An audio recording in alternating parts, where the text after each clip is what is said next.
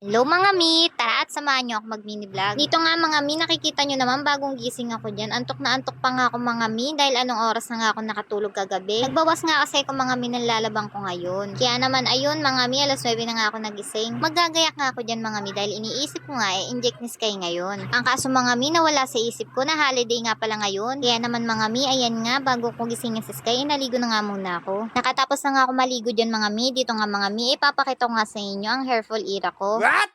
Ipapakita ko nga sa inyo mga mi kung gaano kalakas maglagas yung buhok ko kada magsusuklay ako. Kaya nga kasi tayo nasa hair fall era mga mi dahil ilang buwan pa nga lang tayo nakakapanganak. Kaya naman mga mi, tag-init ngayon pero taglagas naman sa ulo ko.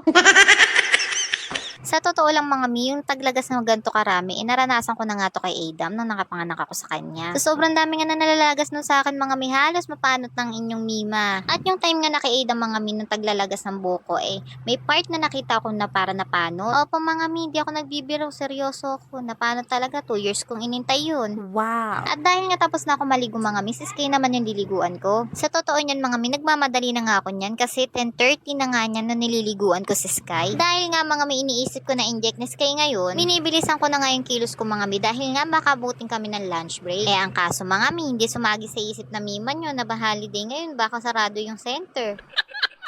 Fast forward na nga tayo mga mi, nakatapos na nga maligo niyan si Sky. Bibihisan ko na nga siya dyan mga mi ng pangmalakasang onesies, char.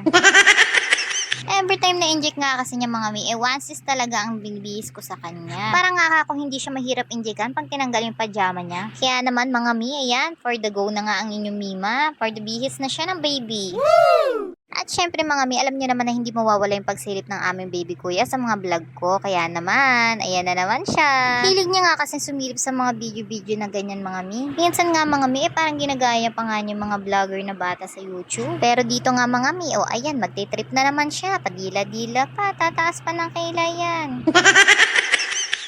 Nakakuha na nga ako ng diaper ni Sky mga mi at nakapili na nga rin ako ng damit na susuotin niya. Kaya naman for the bihis ng aming baby, tinadiaperan ko na nga siya dyan mga mi para naman masuotan ko na siya ng onesies niya. Anyways mga mi, nagpalit nga pala kami ng brand ng diaper ni Sky. Dahil nga kasi sabi ng doktor baka daw sa diaper nakuha yung UTI niya nakaraan dahil nga na-hospital siya. Kaya naman mga mi, yung dating EQ ayun, naging Pampers. At yung 34 pieces nga na Pampers mga mi, halos abutin na ng 400. Diyos mio, mahal talaga ng bilihin ngayon. Mapapakamot ka na nga lang talaga sa hindi makate mga mi. Pero syempre mga mi, okay na din yun para naman maiwasan yung pagkakasakit ng aming bunini. At syempre mga mi, malaking tipid din naman kami dito sa baby na to. Dahil nga hindi na siya naggagatas at diaper buds, bulak at sabon lang naman yung binibili namin sa kanya. At syempre mga mi, malaking thank you din sa aking buging. Sa milk na para kay Sky. At ayan nga mga mi, tapos ko na nga bihisin si Sky. Ready na nga siya. Magagayak na nga lang din ako na para sa akin. At dito nga mga mi, pahirapan na nga tayo sa pagpapaalam sa aming baby kuya. Pasok doon, pasok.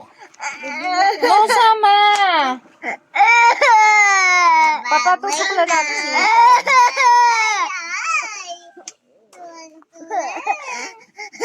Wait mo kami ni Ikay dito, ha? Ha? Wait lang, ha? Saglit lang kami, ha? Bike na lang. Bye-bye. Bye-bye na tayo. Lang sila, mami.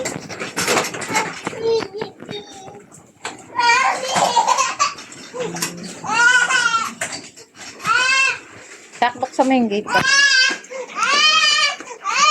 Uli po! Labas na po! Dito nga mga mi, ang hirap nga niyang iwanan dahil umiiyak siya. Pero mas mahirap naman kung kasama siya at mahihirapan kami pare-pareho. Bye-bye. Diyan lang ikaw, ha? Huwag mo si Lolo, ha?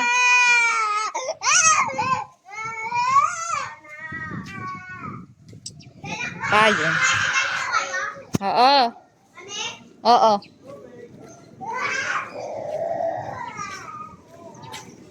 Daming payong. Dito nga mga may naglalakad kami papunta sa tricyclean at sasakay kami ng tricycle ni Sky papunta ng center. At ayan nga mga mi, nakasakay na kami ni Sky ng tricycle. Ang ganda nga na itong tricycle ni Kuya mga mi, may pasalamin pa oh. Wow! Diyan nga mga mi, hindi ko malaman kung nalulunod ba si Sky sa hangin. Nandito na nga kami mga mi at pababa na kami ng tricycle. Expected ko talaga dyan mga mi, bukas ang center. Kaso ang ending, ayun, sumakay na naman kami ng tricycle pa uwi. Kasi nga mga mi, nawala nga sa isip ko yung chat na Ate Tin na ganito. Nag-reply pa pala ako sa kanya dyan mga mi. Ang kaso makakalimutin talaga ang mima. At ito nga mga mi, pauwi na kami at panibagong sakay na naman ng tricycle. Dito nga sa part na to mga mi, hindi ko nga minute to at hindi ko rin pinas-forward. Para nga kasi kami nasa rides ni Sky habang nakasakay kami sa tricycle ni Kuya. Kaya naman dyan mga mi, natatawa na lang talaga ako dyan mag-isa. Buti na lang talaga mga mi at hindi ako buntis, kundi baka yung baby na shake-shake na sa loob ng tiyan ko at nag-scramble na nga. Pero syempre, thank you pa rin kuya at ang bilis namin nakarating sa bahay. At ito nga mga mi, nakarating na nga kami sa bahay. Yan dito pa rin sa garahe yung aming baby kuya. Nagsayang ng 100 ang mami. Ang baby na yan. Ang baby na yan nagsayang ng 100 para lang bumili ng ulam sa Felix. Ano? Na?